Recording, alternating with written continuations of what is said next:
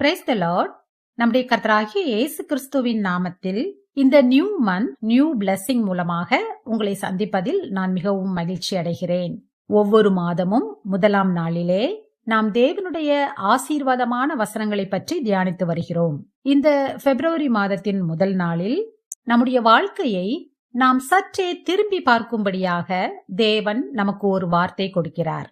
அந்த வார்த்தை உபாகமம் 8ஆம் அதிகாரம்.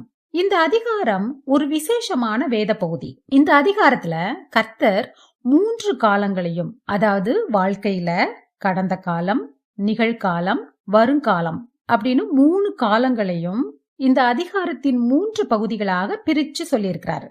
இஸ்ரவேல் மக்கள் எகிப்திலிருந்து பிரயாணம் பண்ணி வந்தபோது அவங்க பட்ட கஷ்டம், அவங்க அனுபவித்த துன்பங்கள் பற்றியும், தேவன் அவர்களை எல்லா இடத்திலேயும் காப்பாத்தி வழி நடத்தினதையும் கடந்த காலமாகவும், அவங்கள கானான் தேசத்தை காண செய்து ஆசீர்வதிச்சத நிகழ்காலமாகவும், அப்படிப்பட்ட ஆசீர்வாதத்தை பெற்ற பிறகு அவர்கள் எதிர்காலத்துல என்ன செய்யணும், அப்படி செய்யலன்னா கர்த்தர் என்ன செய்வாரு அப்படின்னு எதிர்காலத்தை பற்றியுமாக இந்த உபாகமம் 8ஆம் அதிகாரத்துல சொல்லியிருக்கிறாரு.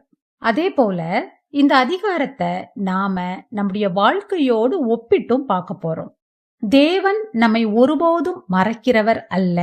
வனாந்திரத்தில் தேவன் நம்மை நடத்தினார்.